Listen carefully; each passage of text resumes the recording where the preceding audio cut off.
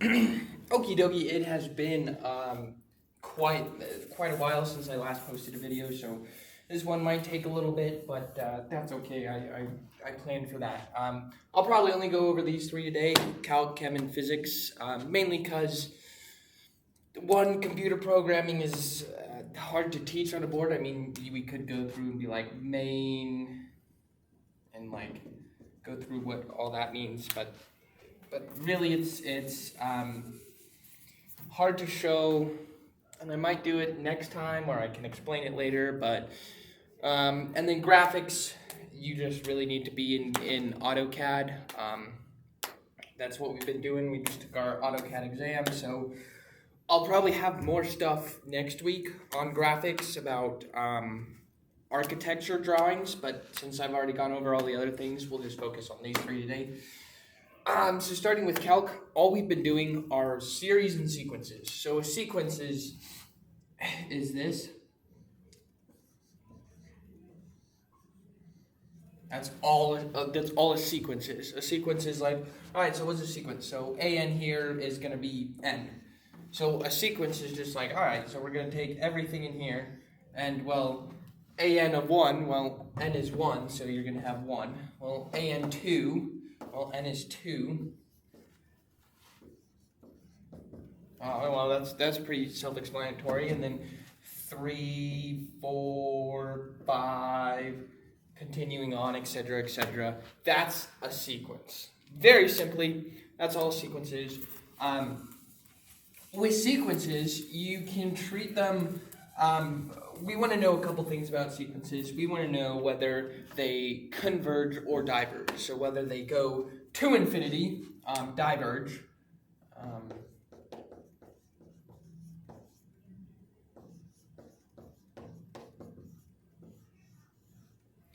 And converge.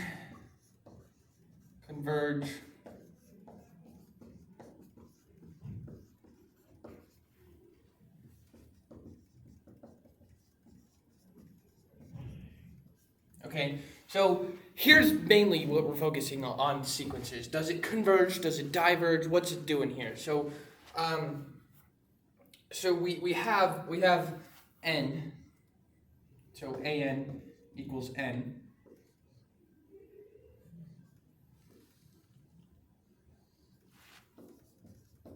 So what's going on here? Well, very simply, we can just say, well, converge, diverge. We're looking to see, like, okay, is an going to stop at some point? Is it going to go to a number that's like, oh, it actually at this n it stops continuing forward? Okay, so clearly an equals n does not stop. It clearly diverges and goes to infinity. But there are series in which we will look at or sequences that we'll look at, and so that's all sequences. That's all the sequences. We're just looking at that converging and diverging has to do with series. So what's a series? Well, a series is written as Sn, and a series is essentially an, but we're going to add the previous term onto it. So we're going to have Sn of 1 equals an of 1. S2 equals a1 plus a2. S3 equals a1 plus a2 plus a3, and so forth. So simply, here's all the series is. We're just adding all the terms of the sequence together. All the terms, all the n terms in the sequence together until we get to a certain place. And so what we're doing here is we're like, oh, okay, so now we need to figure out if it converges or diverges. Now what's this series doing? As we add the previous sequence to it, what's the series do? So simply,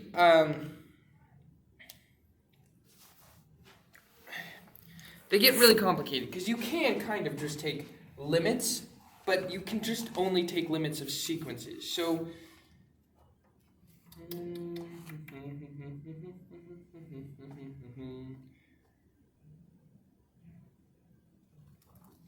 Yeah. So with sequences, you can just go, okay, so an here. Sorry, I'm going back to sequences. So an equals n. The easiest way to do sequences is we just go back to Calc 1 and take the limit as n goes to infinity of an. And so, well, as n goes to infinity, well, there you go. It is infinity. It diverges. So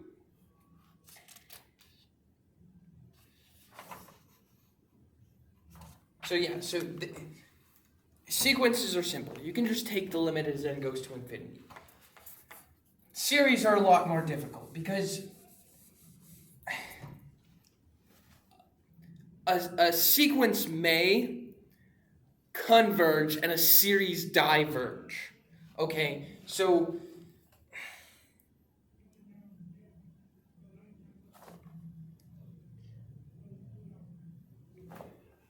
in certain situations, a series converges, goes to 0, and a sequence converges and goes to 0, and a series won't. A series will keep going and going and going and going. And that's because we're adding all these previous terms to it. Here's an example. So an equals 1. This sequence converges to 1, obviously, because if we take the limit as n goes to infinity of 1, well, we get 1. Cool. But if we take the series of an here, where an equals 1, well, what do we have? So we have, well, Sn equals 1. Okay, well, that's 1. S2 equals 1 plus 1. Oh, okay, so now we're adding another 1. S3, 1 plus 1 plus 1. And as we take this limit here, we're actually going to infinity. So this could be written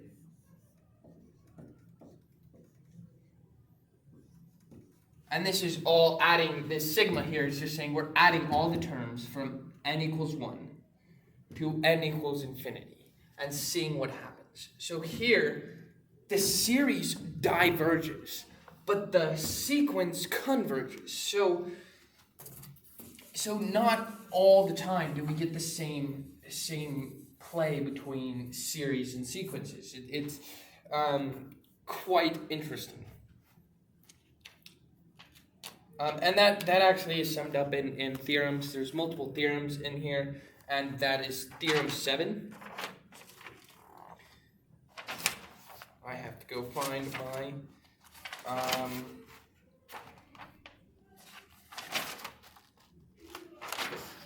okay, so that's simply all except for this. So last semester we learned the squeeze theorem of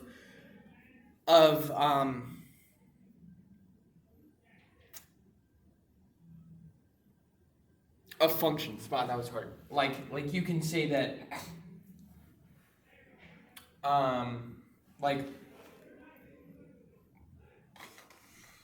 you can squeeze theorems in. So you can have like this, and then you can have one that comes in here, and you can say, well, since this one and this one go to 0 at this point, so must this one. So you'd call this f of x, this g of x, and this h of x. And you would say, it's pretty much saying, since f of x, or g of x, is less than or equal to h of x, which is less than or equal to f of x, and since g of x here equals f of x, therefore h of x must equal these two. That's all a squeeze theorem is. You can do the same thing with sequences. Like if you don't know that a sequence converges or diverges, you can be like, oh, okay, so it looks like this. It looks similar to this function or this sequence that I know converges. So I'm just gonna put these two that converge to 0 or diverge, and this one must do the same. is what the squeeze theorem here says. We'll learn function or series probably next time that you can be like, oh, okay, so this almost looks like this series here. And so the series that I'm talking about quite simply are called geometric and P series, or telescoping. So first off, a telescoping series is defined as a series that telescopes. So you have like a telescoping series,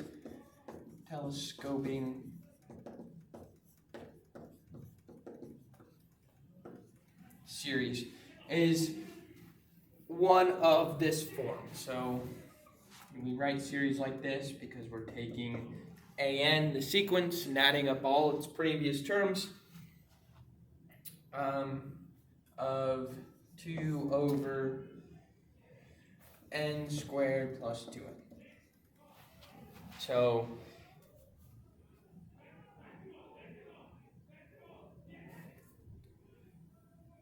here, it's kind of interesting. You're going to get, so S1 is going to equal 2 over, 2, 4, make sure I'm not doing this wrong, 2/3. S2 here is going to equal, it's going to be 2/3 plus 2/8, which is going to equal 11/12.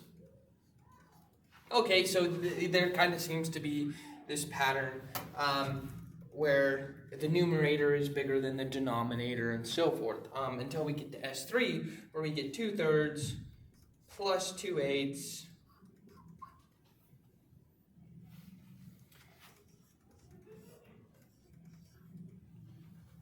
So now the numerator is bigger than the denominator, unlike these first previous two where the denominator is bigger than the numerator. So what happens here? So there's a way we can write this out. So we're going to say, we're going to break this up over its parts. So we're going to say this is equivalent to 2, I believe it's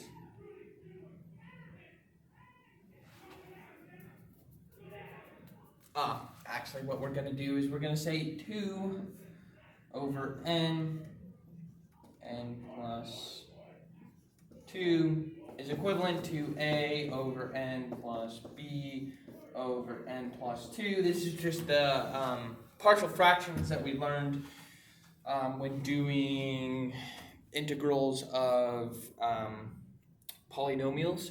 And so what this comes out to be is 1 over n plus 1 over n squared, or n plus 2. So we can break this up. We can break this function up. I'm going to erase this. We can break this function up and say, oh, okay, so n plus, this is equal to 1 over n plus 1 over n plus 2. So why are we going to do this? Simply, so we're going to take S1 here to be 1 over n, or we're going to take Sn. So 1 over 1 plus 1 over n plus 2. Okay, 1 over 3. Okay, cool. And then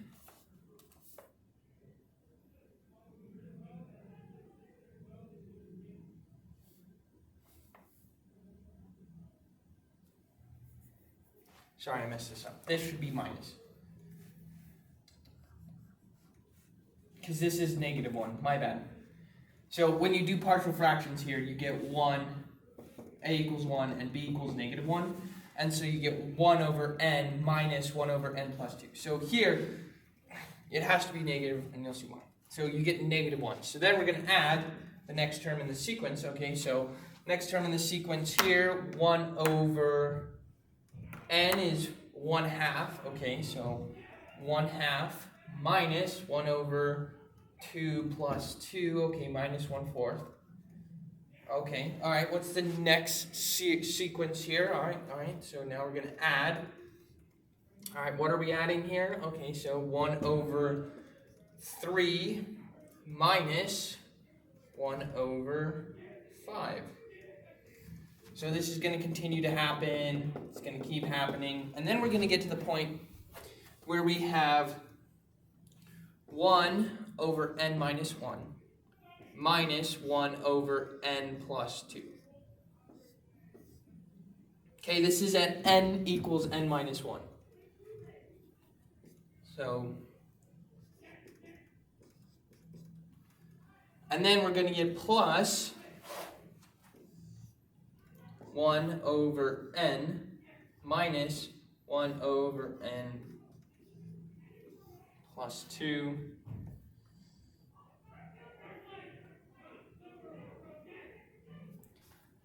I'm going to do n, so this n equals n. And then I'm going to do one more over here. N equals n plus minus 2. So then we'll have 1 over n minus 2 minus 1 over n. Okay, so if you notice earlier on, these 3's will cancel. Okay? As well as this 4th will cancel in the next term. This 4th is going to cancel.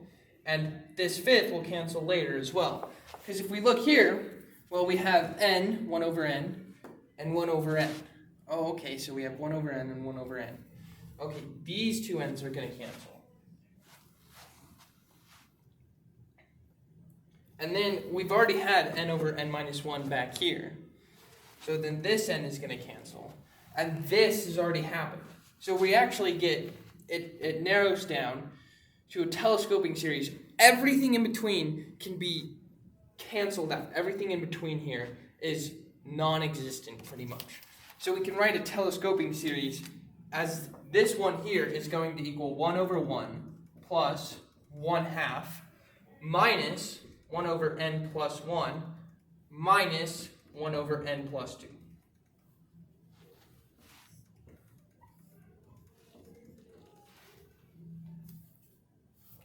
That is a telescoping series. It's going to telescope, like zoom out, and everything in between just ends up being useless. And so we get this.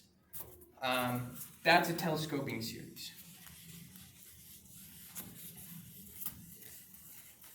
Pretty simple, pretty straightforward, kind of interesting. And then we have something called geometric series.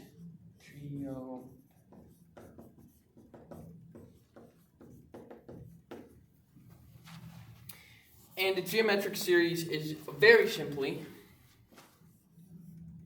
n equals 1 to infinity of a of r of n minus 1. Constants. A and r here are constants. It's kind of straightforward. And here's the rules for this. There's rules for this, unlike the telescoping series. It's not going to always be 1 over 1 plus 1/2 minus the other two. Here, what happens is our S1 will equal A. S2 will equal A times R. So we have this here. A only lets us know what the first series is. And R here is what determines,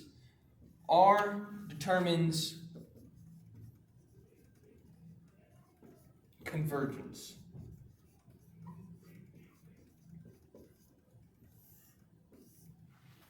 R determines convergence. Okay, now you're asking me, okay, Clint, how so does R determine whether or not A of R of n minus 1 converges? Because we're taking this n to infinity, and when you take a number to infinity, it's gonna get bigger.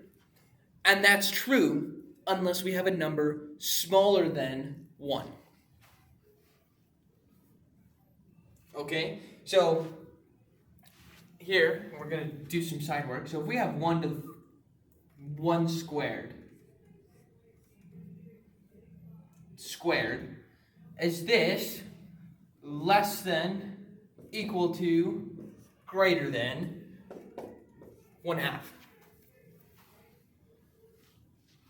It's less than, because we're going to get 1/4. And 1/4 is less than 1/2. Okay, what if we have 2/3 or 3/2? This is going to become 9/4, which is greater than 1/2. So the stipulation here on geometric series is this. If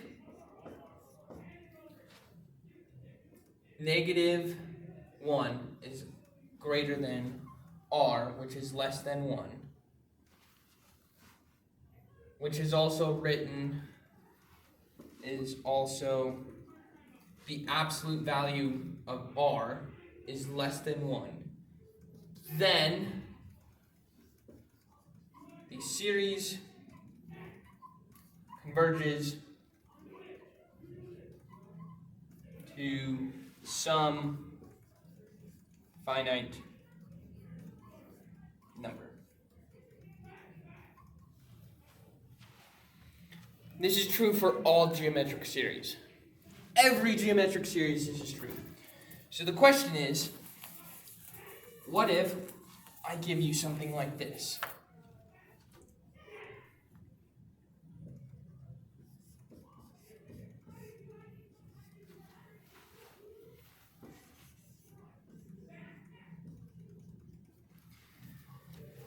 Is this a geometric series?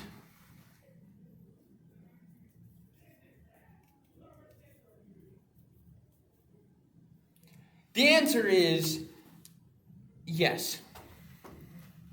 It doesn't look like it. You're saying, well, it's missing the n-1. Well, kind of. First off, there's nothing in the front. So there's no a. Where's a? Well, a currently is non-existent. So what you can do is you can pull some wizardry and say that, well, this is equal to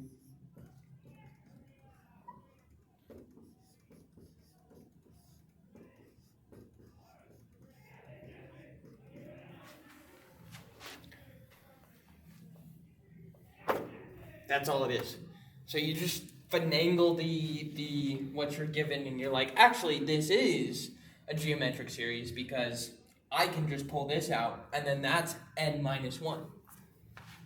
Bam, algebra. So if it doesn't look like a geometric series, it probably is. It could be. Not probably is. It could be. None of the series that you're going to get into are actually geometric series, or are actually P series, the next series we'll talk about, or are actually telescoping series. They're just close to one of these series. And so then later on we'll learn a formula where it's like, oh, we can just say that this is less than this and do magic. It makes sense why people were burned at the stake for doing math in the 13th century, 14th century, because it's just magic. You're just doing magic at this point. You're just like, yes, bam, that equals that, because math said so, and boom.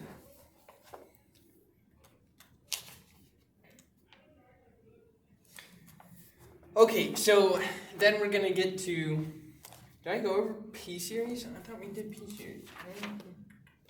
Maybe it's later. It's probably later. So, it's probably not later, and I probably just forgot to do P series, but we shall see. So now we're going to do this thing called the test for divergence. Test.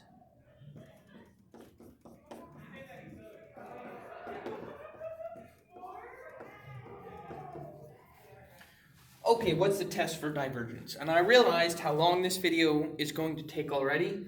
So you know what? I will just post this one today on calculus, and then we will do those two tomorrow. because reasons of complication, and I still have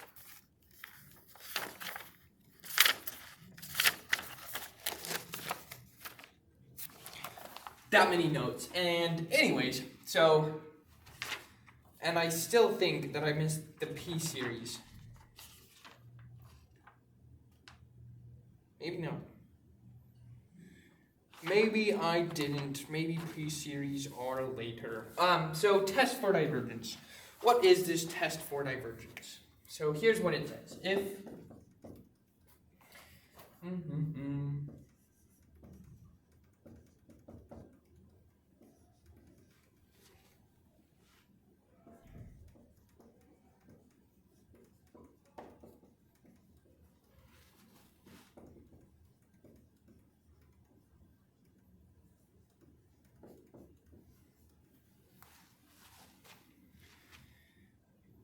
that's all it says. That's the whole test for divergence. So if your series converges, then the limit as an goes to infinity will be 0. Seems pretty logical. Here's the caveat. If you get anything that's not 0, anything,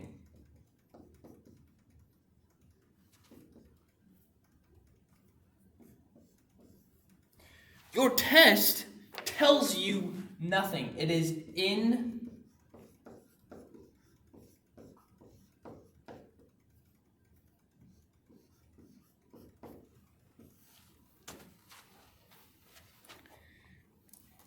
so it can be useful, or it's just going to tell you nothing. So you're going to run this for absolutely no reason.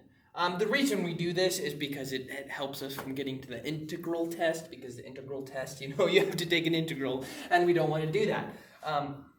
It just says that if the limit of an equals 0, then it converges. If it doesn't equal 0, we really can't say anything.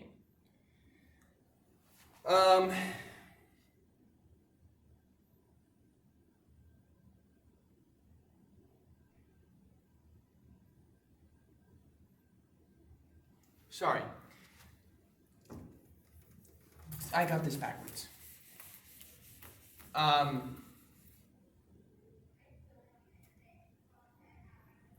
So yeah, this is Theorem 6, and the test for divergence is based off of Theorem 6. So Theorem 6 says this. The test for divergence, clearly divergence is in the test for divergence, and I was showing convergence, not divergence. The test for divergence is actually the opposite of this. It says that if the limit as n goes to infinity of an does not equal 0, then it diverges.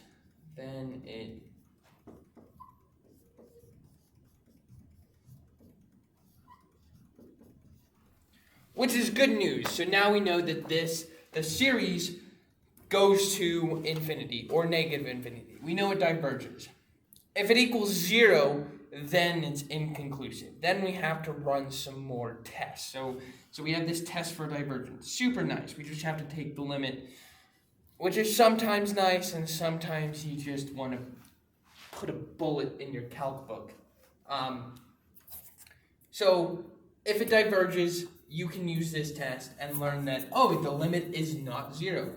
And this is like, if the limit is 0.0001, it diverges. If the limit is 1, if the limit is 10, as long as the limit is not 0, we know it diverges, which is pretty cool. If it is 0, we know absolutely nothing, and we're in the same position we were then before we did the test for divergence. So the test for divergence checks whether or not the series diverges. Series diverges. Remember that. Because I forgot it.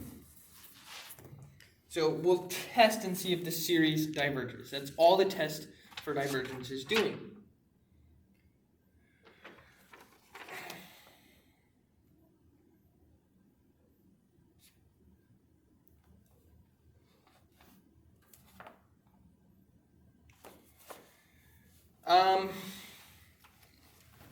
I could go over this one, but Theorem 8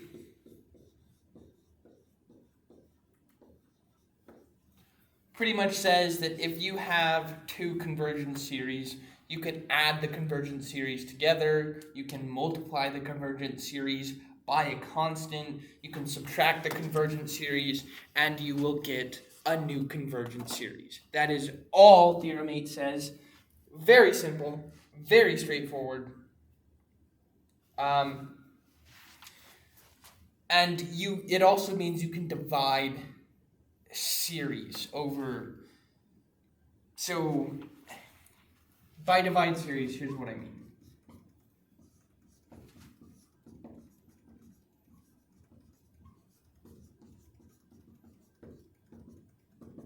Splitting series could be another name for it, which is probably more accurate. So we're going to have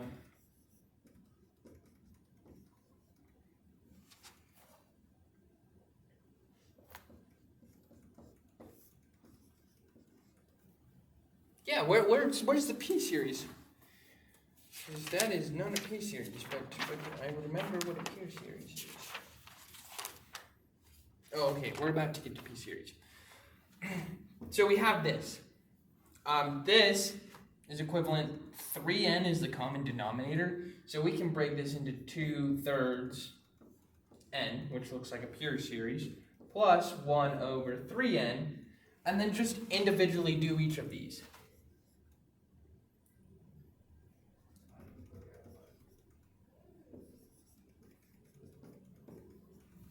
And then we say, okay, then it's super simple, because then we say, okay, so if one of these is convergent, or if one of these is divergent, then both are divergent. No, we don't say that. I'm blind. I take that back. Don't record that. That comes for something later, and that's why I'm thinking about it. But so you just have this, and these two are equal, and we can break them up, and then we can say, well, this is a convergent geometric series, and this converges as well, because 1 over 3 is going to become infinitely small, so if you actually take the limit, no, that will just show divergence. That's just a test for divergence. So they're both converging. Oh yeah, this, good news, is also a geometric series, because here's what we can do. We can say, well, what is 1 to the nth power? What is 1 to the 9,999,000th power? It's 1. Funny enough. So we're like, oh, check this out. 1 to the nth over 3 to the n is equal to 1 over 3 to the n. And if you noticed here, we had 2n over 3n, and I could just pull out the n. Well, we're going to do the exact same thing and be like, oh, well, that's actually also equal to that. So then, is 1/3 less than 1 in the absolute value? Well, by golly, it is. And so now would you look at that? 1/3 to the nth power is convergent. So we have two convergent series. So whatever we do to these, when we add them, when we subtract them, when we multiply them by a constant, they remain convergent. That is dividing series, splitting series over a common denominator or some other magical phenomena we call math. Because math is made up. Math is the fundamentals of theory and the things that we decide we want to actually do, and it's all fake. It's all a facade, and we know nothing. Oh boy, the integral test.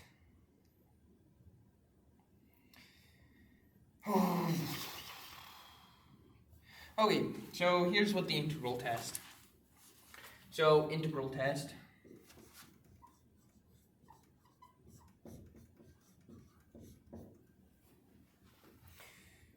So you must have a continuous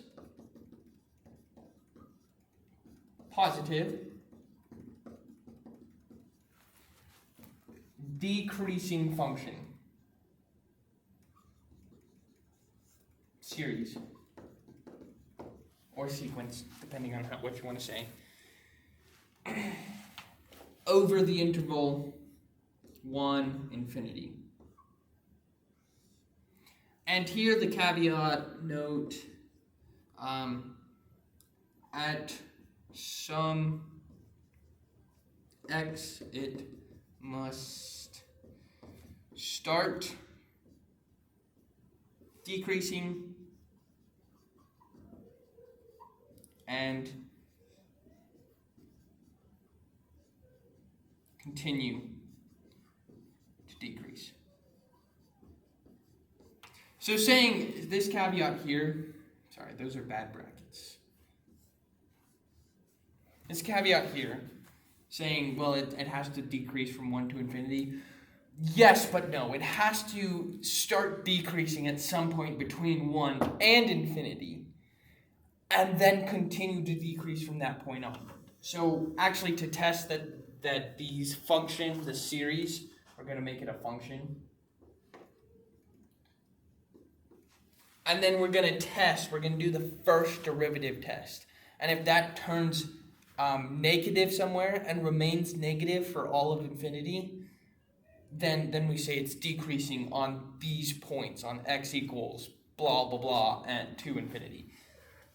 So it doesn't have to be at 1, it just has to be at some point before infinity and continue to decrease till infinity. If that makes sense. If it doesn't, text me.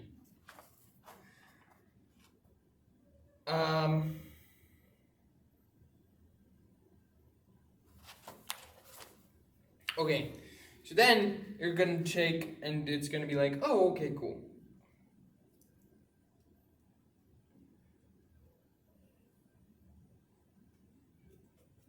And then you're going to say, all right, here's what we're going to do.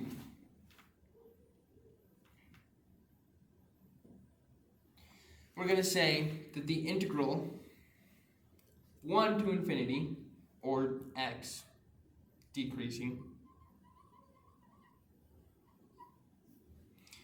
of your f of x, where f of x, where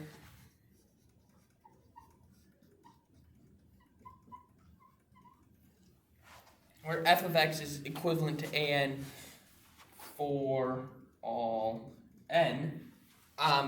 This is just pretty much saying we're replacing x with n. That's what we're saying when we say where f of x equals a of n for all n. And you could just be like, oh yeah, you could plug in, you could make this the function a of n dn, and you would have the exact same thing as thinking f of x dx. But we, just being us, just like f of x so much that it has to be f of x dx. So this is just saying f of x dx is equal to an. And so then we're going to take the integral. We're going to have to do an improper integral. If you remember from the last video, we're going to replace this with t and then take the limit as the integral of 1 to t of f of x dx. And then as t goes to infinity, of f of x dx, and then we're going to solve it. And they either both converge to a finite number. This does not have to equal 0. No, this is just if this does not go to this absolute value of infinity, we're peachy. It means that the series an converges. It does not mean that the integral that this converges to and the what the series converges to are the same. It just means that they converge as long as this integral here does not equal infinity. So an example. of the integral test. Well, where would we need to use the integral test, Clint? Well, they're pretty simple. So we're going to take, example, the an equals ln n over n. Is this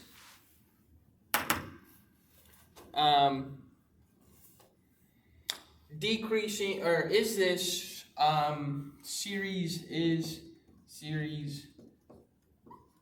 C or D? Chord. Is the series chord, okay?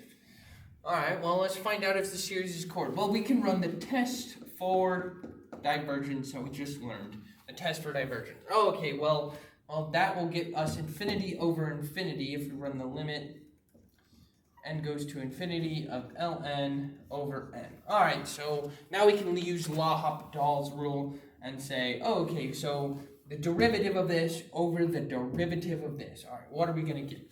We're going to get 1 over n over 1. And as, well, this is just 1 over n. So the limit as 1 over n goes to infinity is 0. So this is inconclusive. That's not how you spell inconclusive. I forgot how to spell inconclusive, but that's close enough. It's inconclusive. So the test for divergence is no good here. Alright, so now we can run the integral test. Yes, sadly, now we can run the integral test. It's a pain. But what we're going to do is we're going to be like, oh, okay, so f of x equals ln of x over x. See what I mean? We're just replacing n with x because we're fascinated with x. Oh, okay, cool. ln of x. All right. Well, is this positive over the integral 1 to infinity? Well, ln is always positive. Yes, this is positive over the integral. Well, ln is not always positive. But yes, this is positive. Yeah, ln is always positive. Yes, this is positive. Anyway, sorry, I'm positive. Yes, it is. Is it continuous? Well, we know the natural log is continuous for all x 1 to infinity. So yes, continuous. And so is x. X is also a continuous function, or 1 over x is also a continuous function from, as long as x is not 0, from 1 to infinity. As long as x here is not 0, it is a continuous function. Sweet. Continuous. Yes. Decreasing. Oh boy, now we get to do cool things. Decreasing. Well, to find decreasing, what we have to do is we have to take the first derivative. So f prime of x equals ln of x over x. Oh, okay. So what we're going to have to do is we're going to have to do the quotient rule. So, okay, so f prime, so we're going to have 1x times x, because it's going to be f prime over, times g prime minus g prime, which is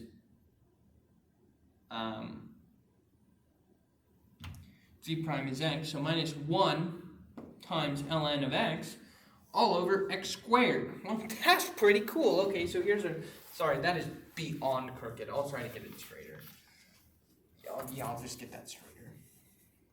So 1 over x times x minus 1 times ln of x over, there we go, that's way better. All right, so here is our derivative. Well, we can simplify this. We're going to get 1 minus ln of x over x squared. X squared is positive for all real x.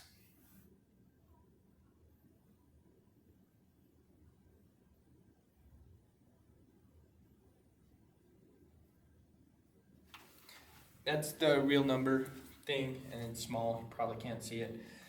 All right, cool. So now we can just be like, all right, so x squared, that doesn't matter whatsoever. It's always positive. It only matters when 1 minus ln of x is negative. Well, okay, so when is, so we're going to say, we're going to move the ln x.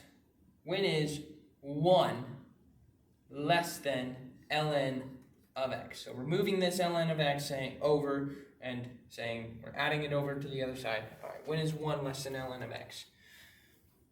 Magic. Here's where magic comes in. You ready for some magic? E is less than x. So when x is bigger than e, this is negative. And you're saying to me, well, how do you know this?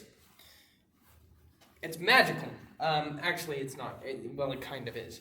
What we do, E and ln are like polar opposites of each other.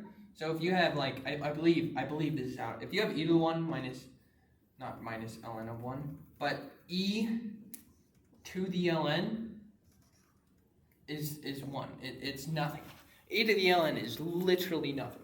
So these are complementary functions of each other, I guess, where, because they look like this. Yeah, you can see that. So they look like this. So ln looks like this.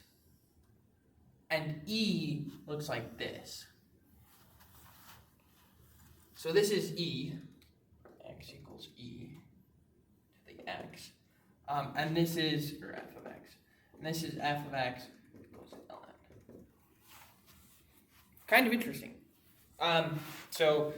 So what we do is we just take both sides to the power of e, and we're like, oh, would you look at that? This e to the ln cancels, and this is just e to the first, which is just e. So we get e is less than x. So is it decreasing? Yes, for e is less than x.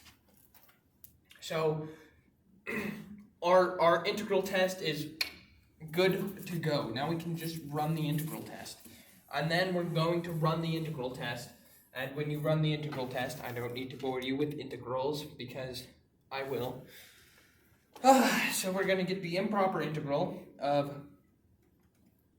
infinity here, 1. We'll do 1 anyways just because, why not? Of ln of x over x dx, which is equal to the limit as t goes to infinity of the integral of t of 1 of ln of x dx. And then you're going to try and do a u sub, because u subs are superior in all manners to everything. U equals ln of x. Well, du equals 1 over x dx. Well, and would you looky here, we have 1 over x dx. Well, that's phenomenal. So all we have here is the integral of 1 over t of u du. Magical. So then, what are we going to get? Well, we're going to get 1/2 u squared. Bam, that's our integral. So our actual thing is the limit as x, or as t goes to infinity, and this is evaluated from 1 to t, and u here equals ln of x. So the limit as t goes to infinity of 1/2 ln of t squared minus 1/2 ln of u of 1 ln of 1 squared. I believe ln of 1 is 0, and so this just cancels out. So we have the limit as t goes to infinity of 1/2 ln of t squared, and that, ladies and gentlemen, goes to infinity. And so the limit as the series as ln of n go over n goes to infinity, diverges.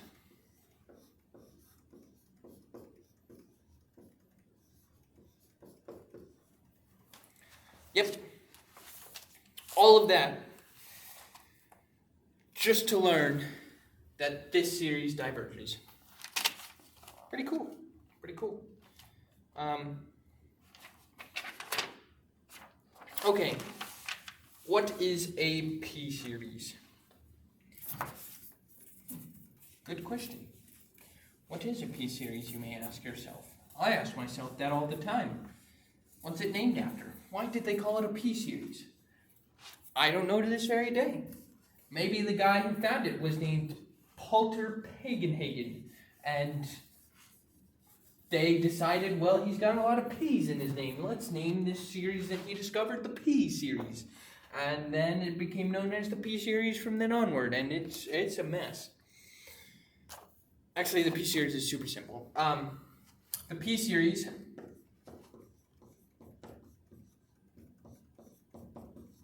is this. 1 over NP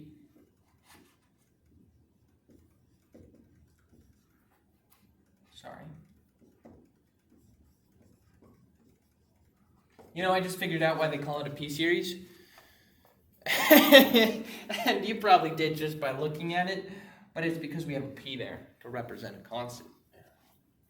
His name was probably not Paulter Pagenhagen. Anyways, so here's what we have, 1 over NP. P is a constant. And the rule for this, P series will converge for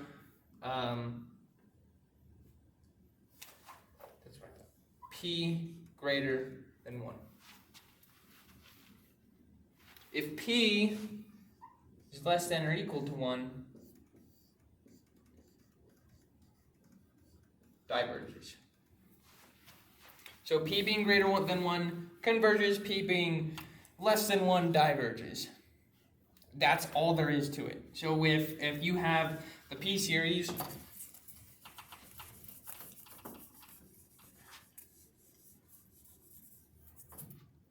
you have the P series 1 over N3 converges. If you have the P series 1 over N to the 1/2 diverges. You're asking yourself, okay, this one makes sense. That makes sense. The N on the bottom gets bigger and bigger and bigger, and that remains the same. But what's going on here? Well, if you take, this is actually making this smaller and smaller and smaller, and when you divide 1 by a smaller and smaller and smaller and smaller number, you get a bigger and bigger and bigger and bigger and bigger number. So this goes to infinity. How it diverges. P series, super simple, super easy. Geometric series, super simple, super easy, amazing. Telescoping series, less simple, less easy, still pretty okay.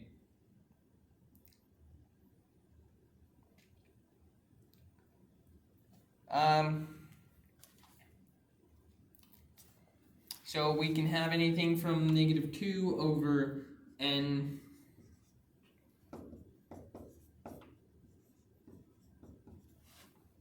converges. We could have 1 over N. This is called a harmonic P series, and it diverges. Interestingly enough. And you're saying to yourself, well, 1 over N diverges? Well, yeah, it's weird. You think it should converge at some point because you're having like 1 over 1 plus 1/2 plus 1/3 plus 1/4 plus 1/5 plus 1/6 plus 1/7. You're like, huh, interesting. Well, that diverges. Well, this is where infinity is dumb. With the human reasoning, it's like, well, at some point, this is going to be such a large number that you're adding minuscule amounts to a number that's already like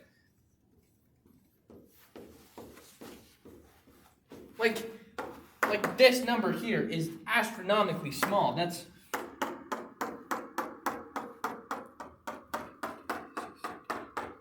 okay, it's not quite as small as the weight of an atom, but it's getting there. It's a small number. I mean, like, tiny number. But if you add an infinite amount of these numbers to something, what number are you going to get?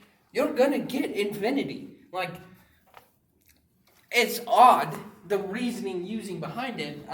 If you test it with the integral test, you will get that it does diverge. By the integral test, it diverges. But with human knowledge, it's like, well, that's so weird. You're gonna get to a point where when we add another number to it, that number is not gonna change. But infinity is like, I don't know, it's infinity. Anyways, that's a Peter series. Oh yes, we could talk about that, but I believe we will save that and alternating series for the next time. Limit comparisons and alternating series and absolute convergence. So there's 4 more things to talk about, and probably 5, including power series. And it's already been an hour, so I will let you get on with your day. And I will do another one on physics and chemistry tomorrow, because why the heck not? But as always, I didn't start with this, but as always, Soli Deo Gloria, may God have all the glory, always and forever. If you don't know me and you're watching this, there you go, that's true. Have a wonderful evening. Goodbye.